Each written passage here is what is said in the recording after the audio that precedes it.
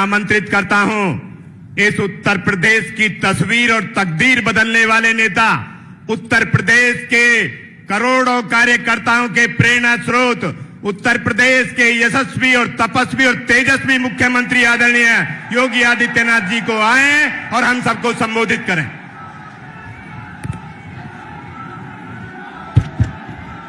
भारत माता की, भारत माता की, भारत माता की। जगत जननी मां भगवती केला देवी की, जगत जननी मां भगवती केला देवी की। वंदे वंदे वंदे।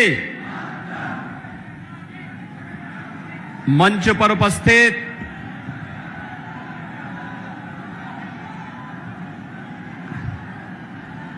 अभी लेते हैं बाबा जी, आपकी माला भी ले लेंगे, चिंता मत करो, मैं बुलाता हूं अभी। मध्य प्रदेश के लोकप्रिय मुख्यमंत्री और जिनका उद्बोधन आपने अभी सुना है, ऐसे माननीय डॉक्टर मोहन यादव जी, उत्तर प्रदेश सरकार में मंत्रिमंडल के मेरे सहयोगी मंत्रीगण, श्रीमती गुलाब देवी जी, श्री जसवंत सैनी जी, सरदार बलदेव सिंह ओलख जी, भारतीय जनता पार्टी के क्षेत्रीय अध्यक्ष श्री सत्येंद्र सिसोदिया जी, जिला अध्यक्ष चौधरी हरेंद्र सिंह जी, हमारे लोकप्रिय प्रत्याशी श्री परमेश्वर लाल सैनी जी, जिला प्रभारी श्री हेमंत राजपूत जी, क्षेत्रीय उपाध्यक्ष श्री राजेश सिंघल जी, लोकसभा के प्रभारी ठाकुर राकेश सिंह जी, पंकज गुप्ता जी, जिला अध्यक्ष मुरादाबाद श्री आकाश पाल जी, जिला प्रभारी मुरादाबाद राजेश यादव जी, जिला पंचायत अध्यक्ष डॉक्टर अनामिका यादव जी, ब्लॉक प्रमुख श्रीदेश यादव जी, किसान मोर्चा के क्षेत्रीय उपाध्यक्ष श्री बिरलेश यादव जी, भारी संख्या में आज संभल में मां केला देवी के इस प्रांगण में आयोजित इस चुनावी सभा में उपस्थित सभी संभल के मेरे बहनों और भाइयों,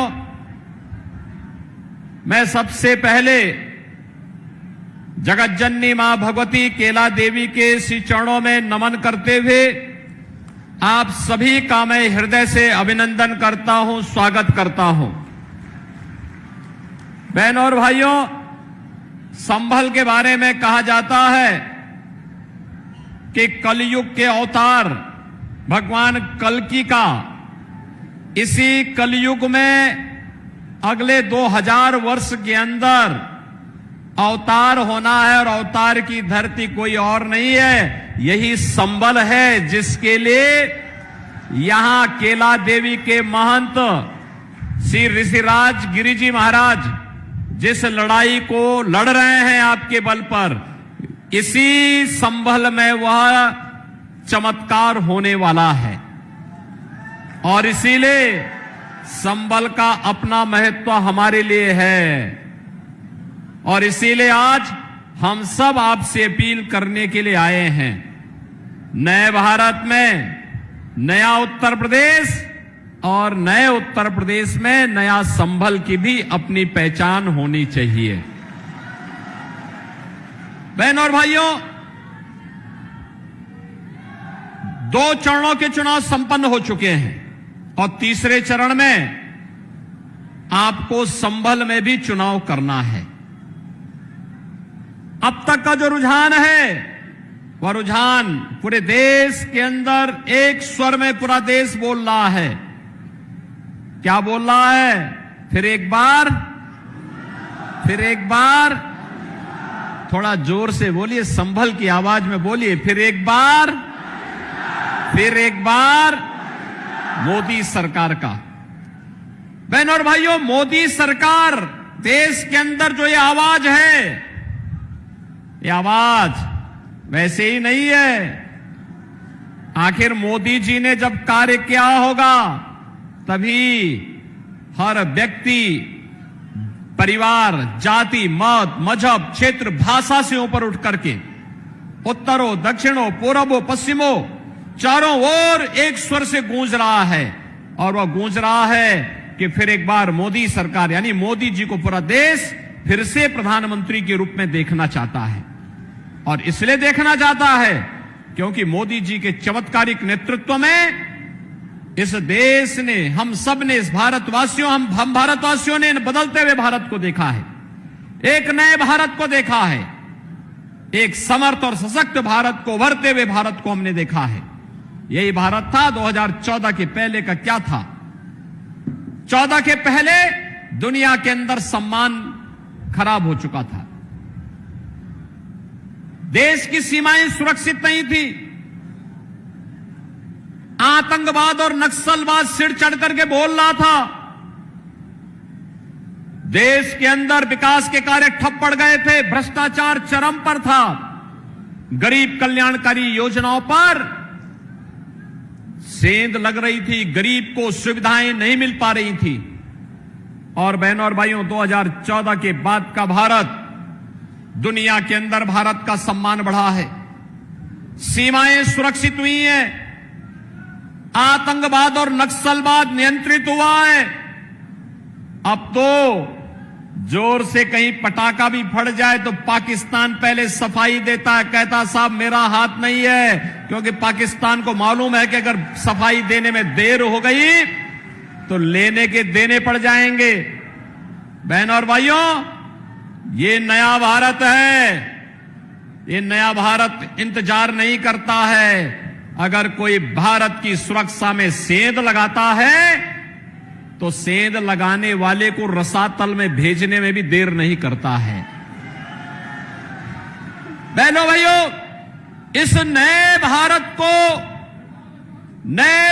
को भारत के विकास का एक नया स्वरूप देने के लिए आज हम लोगों ने जिस तरीके से इसे आगे बढ़ाने का कार्य किया है, उसको ध्यान में रखते हुए मोदी जी के नेतृत्व में फिर से एक सरकार बननी चाहिए। क्योंकि मोदी जी के नेतृत्व में आज आप देख रहे होंगे, अभी मैं आ रहा था मुरादाबाद से होते हुए, मैं देख रहा था गंगा एक्सप्रेसवे, यहां की अर्थव्यवस्था को कई गुना बढ़ाने में इसका महत्वपूर्ण भूमिका का निर्वहन होने वाला है। यहां की इकोनॉमी की बैकबोन वो बनने वाली है, आपकी कनेक्टिविटी को भी बेहतर करने वाली है।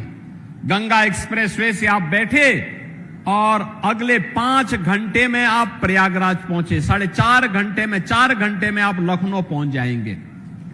दिल्ली की दूरी 1 से 1.5 घंटे में आपकी पूरी हो जाएगी। हाईवे बन रहे हैं, रेलवे की बेहतर कनेक्टिविटी हुई है, एयरपोर्ट बन रहे हैं, मेडिकल कॉलेज बन रहे हैं, 1 डिस्ट्रिक्ट 1 मेडिकल कॉलेज, हर घर नल की योजना, IIT, IIM, IIIT, NIT, world class university और गरीब कल्याणकारी योजनाओं की तो कोई सानी ही नहीं। आप सोचो, 2014 के पहले कांग्रेस और समाजवादी पार्टी की सरकार के समय लोग भूखों मरते थे, आज 80 करोड़ लोग फ्री में राशन की सुविधा का लाभ प्राप्त कर रहे हैं। 2014 के पहले स्वास्थ्य सुविधा के अभाव में लोग मरते थे, आज 60 करोड़ लोगों को 60 करोड़ लोगों को 5 लाख रुपए की हर वर्ष प्रधानमंत्री आयुष्मान भारत की योजना का लाभ प्राप्त हो रहा है। और बहनों और भाइयों, उत्तर प्रदेश में तो हमने ये भी व्यवस्था की है कि अगर कोई बीमार हो जाता है, आयुष्मान का कार्ड नहीं है, तो बहनों और भाइयों, हम लोग उस व्यक्ति का पत्र, जैसे पीड़ित का पत्र मिलता है या विधायक या सांसद हमें लिख के भेजता है, हम तत्काल प्रधानमंत्री मोदी जी ने जो गरीबों के जनधन अकाउंट खोले हैं ना, इसी जनधन अकाउंट में पैसा लखनऊ से सीधे उसके अकाउंट में भेजते हैं, कहते हैं निश्चिंत होकर के जाओ, उपचार कराओ, चिंता मत करना, सरकार आपके साथ खड़ी है। 12 करोड़ किसान आज किसान सम्मान निधि का लाभ प्राप्त कर रहा है। 12 करोड़ किसान और कांग्रेस और सपा की सरकार के समय किसान आत्महत्या करता था। पहले नारी गरिमा की रक्षा नहीं हो पाती थी। इनके समय में बेटी और बहन दोनों की इज्जत सुरक्षित नहीं थी। और बहनों और भाइयों, आज नारी गरिमा के लिए 12 करोड़ परिवारों में शौचालय, 12 करोड़ घरों को बहनों और भाइयों जोड़ने के लिए उन्हें आज उज्ज्वला योजना के कनेक्शन दिए गए हैं। और यही नहीं, जिस गरीब के पास मकान नहीं, 4 करोड़ लोगों को मकान दिए गए हैं। और मोदी जी ने कहा अगले 5 वर्ष में 3 करोड़ नए लोगों को मकान देने का काम करेंगे। जिनके पास आवास नहीं, मोदी जी उनके साथ में है। हर घर नल की योजना भी आज हर घर तक शुद्ध पेयजल पहुंचाने का कार्य हो रहा है। यानी सुरक्षा भी है, सम्मान भी है, समृद्धि भी है, गरीब कल्याण भी है, और इस सब से बढ़कर के आपकी आस्था का सम्मान भी है। दूर मत जाइए, दूर मत जाइए। जब 2017 में मैं आया था, मां केला देवी धाम कई जनपदों के लोगों की आस्था का केंद्र है। यदुवंशी अपनी इष्ट देवी मानते हैं। इस पूरा क्षेत्र मां की कृपा से फल फूल तक करके आगे बढ़ रहा है। मां की यहां की रक्षक देवी है। और बहनों और भाइयों, कितना खराब स्थिति में था। मोहन जी ने मुझे उस समय बताया कि यहां लोग कब्जा करना चाहते हैं, पानी नहीं है, अव्यवस्था की स्थिति थी। और आपने देखा होगा, जैसे काशी विश्वनाथ धाम बना, जैसे अयोध्या में भगवान राम का भव्य मंदिर बना, ऐसे ही संभल में मां केला देवी के मंदिर और यहां के धाम के विकास के कार्य योजना को लेकर के सरकार कार्य कर रही है। यह भी तो यहां का एक धाम है। मां की कृपा तो हम सब पर बराबर बनती है। मां थोड़े चेहरा देख करके किसी को वरदान देती है, सबको बराबर आशीर्वाद मिलता है। और बहनों और भाइयों, आज सचमुच मैं और डॉक्टर मोहन यादव जी दोनों लोग जब मां केला देवी के मंदिर में दर्शन करने के लिए गए, वे स्वयं अभिभूत थे। वे तो महाकाल की नगरी से स्वयं आते हैं और कह रहे थे, इतनी ग्रामीण क्षेत्र में इतना भव्य स्थान, इतना दिव्य स्थान, इतना साफ सफाई, इतनी अच्छी व्यवस्था, ये जब सब लोग मिलकर के काम करते हैं, अच्छे लोग जब आगे आते हैं, तो परिणाम भी अच्छा ही आता है और अच्छा ही आता है। और इसीलिए बहनों और भाइयों, इस चुनाव की दृष्टि से मैं कहना चाहूंगा, कांग्रेस और सपा का गठबंधन ऐसे है जैसे किसी अनाड़ी हाथों में कोई ट्रैक्टर दे दिया जाए और कहा जाए कि चला लो, तो वह किसी के ऊपर चढ़ा देगा। यही स्थिति है इन लोगों की। तो ये 2 लड़कों की जोड़ी तो यही है। ये लोग माफिया और अपराधियों को गले का हार बनाते थे, उनका महिमा मंडन करते थे, संतों को प्रताड़ित करते थे और शरीफ लोगों को व्यापारी और बेटी की सुरक्षा में सेंध लगाते थे। और आज आप देख रहे होंगे कि बेटी और व्यापारी सुरक्षित है, किसान अन्नदाता किसान का सम्मान हो रहा है, नौजवान को नौकरी और रोजगार मिल रहा है, अयोध्या में राम मंदिर का भव्य निर्माण भी हो रहा है, वहां राम लला विराजमान हो रहे हैं, और दूसरी तरफ माफिया और अपराधियों का राम नाम सत्य है की यात्रा भी निकल रही है। एक साथ राम के ही नाम पर सारे काम हो जा रहे हैं। और बहनों और भाइयों, इसीलिए आज हम सब आए हैं। आपने देखा होगा, मैं केवल आपसे एक बात पूछना चाहता हूं, कांग्रेस का घोषणा पत्र आपने देखा होगा। एक प्रकार से यानी इंडी गठबंधन जो है, कांग्रेस, सपा और उनके साथ जो और भी तमाम लोग जुड़े हुए हैं, इन सब का गठबंधन है ये। और ये गठबंधन कैसे? स्वार्थ का गठबंधन। ये गठबंधन देश के लिए नहीं है, ये गठबंधन किसके लिए है? आज आपने देखा होगा, पाकिस्तान का एक मंत्री, पूर्व मंत्री राहुल गांधी की तारीफ कर रहा है। यानी भारत में कोई तारीफ नहीं करता, क्योंकि लोगों को मालूम है जब भी भारत पे संकट आएगा तो राहुल गांधी सबसे पहले इटली भागेगा, तब से भारत की याद नहीं आती है। तब उसे भारत की जनता याद नहीं आती है। लेकिन जब चुनाव आते हैं तब रामलला भी उनको याद आते हैं। तब वह उत्तर प्रदेश में आ थमकते हैं, फिर चुनावी गठबंधन करके फिर गायब हो जाएंगे, फिर 5 वर्ष तक कभी नहीं दिखाई देंगे। और बहनों और भाइयों, मैं आप सबसे यही कहने के लिए आज आया हूं कि भारतीय जनता पार्टी ने एक और गरीब कल्याण को लेकर के, भारत को आत्मनिर्भर और विकसित भारत की संकल्पना को लेकर के मोदी जी के नेतृत्व में इस चुनावी समर में आपके बीच में उतरी है। मोदी जी के नेतृत्व में विकास हुआ है और विकास होगा। भारत को विकसित भारत के रूप में स्थापित करेंगे। लेकिन दूसरी तरफ इंडी गठबंधन क्या कहता है, कांग्रेस और सपा का गठबंधन क्या कहता है?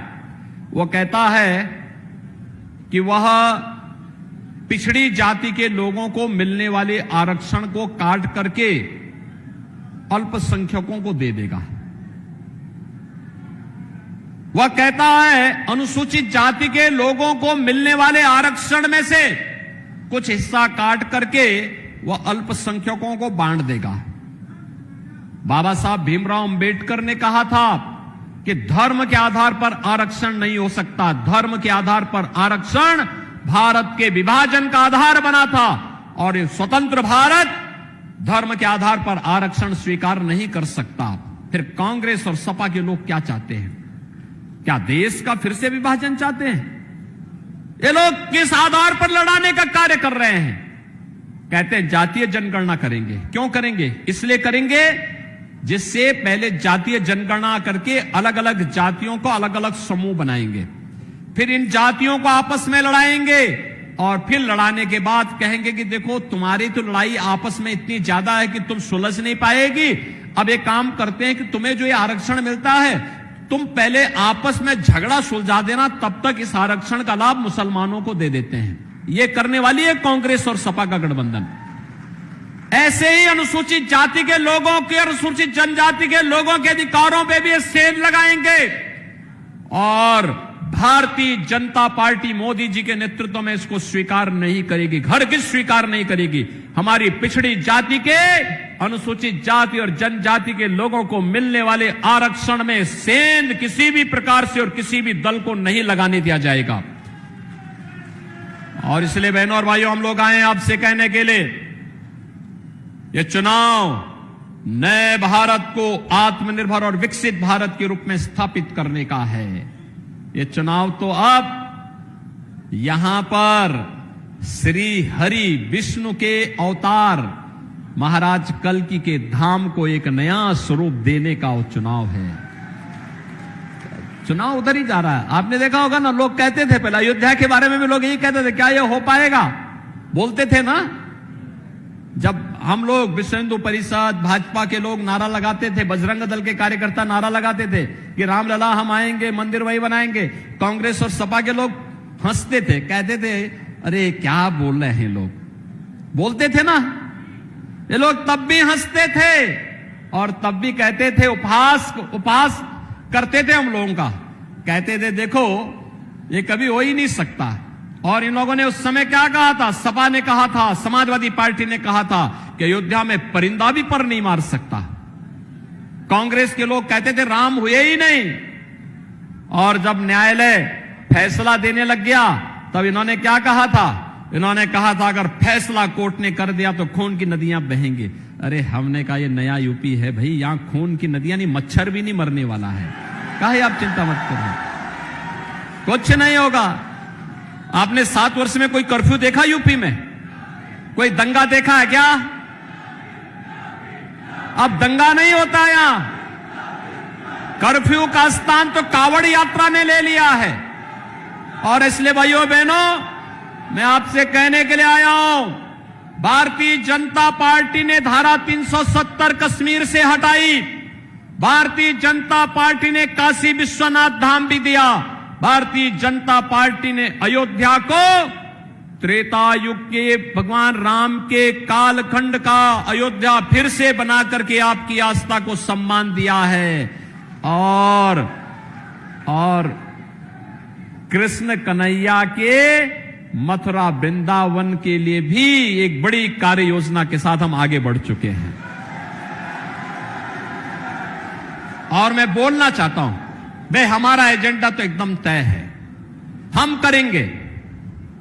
लेकिन मैं पूछना चाहता हूं समाजवादी पार्टी से, क्या वह भी, छोड़िए और जगह छोड़े, केला देवी के लिए न किया, उनसे गलती हो गई, नहीं किया उन्होंने।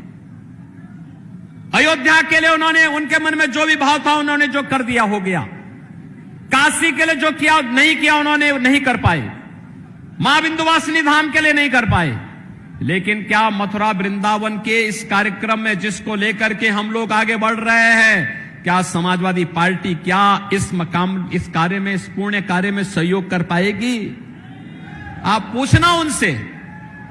और बहनों और भाइयों, जब ये ना आपको सुरक्षा दे सकते हैं, ना देश को सम्मान दिला सकते हैं, न गरीब कल्याण कर सकते हैं, न विकास ही करा सकते हैं, न आपकी आस्था का सम्मान ही कर सकते हैं, तो फिर इनको चुन करके क्या करेंगे आप? काहे इन बोझे को ढोने की आवश्यकता है? और फिर संभल में तो मैं आपसे कहना चाहूंगा, जिनको भारत माता की जय जयकार करने में संकोच होती हो, उनको भारत की संसद में जाने का अधिकार भी नहीं होना चाहिए। जिनको भारत का राष्ट्रगान और राष्ट्रगीत पसंद नहीं, जिनको भारत का राष्ट्रगान और राष्ट्रगीत पसंद नहीं, जिनको भारत का संविधान पसंद नहीं, जो भारत माता के प्रति सम्मान का भाव नहीं रख सकते, भारत के विकसित भारत के बारे में जिनके मन में आदर का भाव नहीं है, उनको देश की संसद में ही नहीं बल्कि भारत की धरती पर भी रहने का अधिकार नहीं होना चाहिए। और यही मैं संबल से आप सबसे अनुरोध करने के लिए आया हूं कि बहनों और भाइयों, ये नया भारत अपनी जनता की सुरक्षा और उनकी समृद्धि का और उनके सम्मान को भी रखना जानता है और देश के गद्दारों से निपटना भी जानता है, अच्छी तरह जानता है। और उसी के लिए आपका आह्वान करने के लिए आया हूं मैं आज कि श्री परमेश्वर लाल सैनी, आपने देखा होगा परमेश्वर लाल सैनी सम विषम परिस्थिति में एक समान रहने वाला कार्यकर्ता है। सम विषम परिस्थितियों में, हार में या जीत में, किंचित नहीं भयभीत में, यानी वह किसी भी प्रकार से कोई वो नहीं, हर विषम परिस्थितियों में लड़ने का जज्बा। और फिर जब मां केला देवी का आशीर्वाद प्राप्त हो चुका है उनको, तो बहनों और भाइयों, आप सबका आशीर्वाद उन्हें प्राप्त होना चाहिए।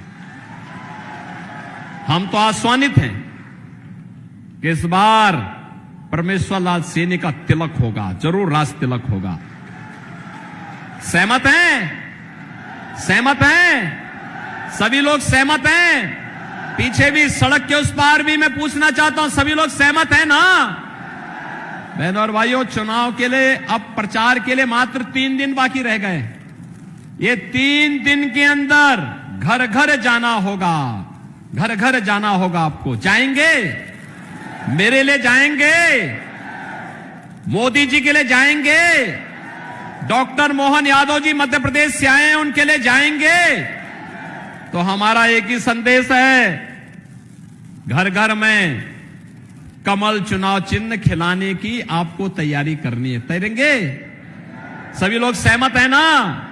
पीछे सड़क के उस पार भी देखो, आपको दिखाई नहीं दे रहा होगा लेकिन मुझे दिखाई दे रहा है, इसलिए मेरे साथ सब लोग बोलेंगे कमल चुनाव चिन्ह में। चुनाव के दिन सबसे पहला काम क्या? पहले मतदान, पहले मतदान।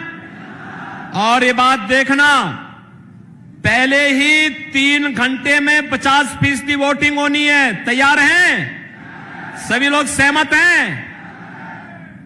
तो फिर मेरे साथ बोलेंगे, भारत माता की, भारत माता की, भारत माता की जय श्री राम, जय जय श्री राम।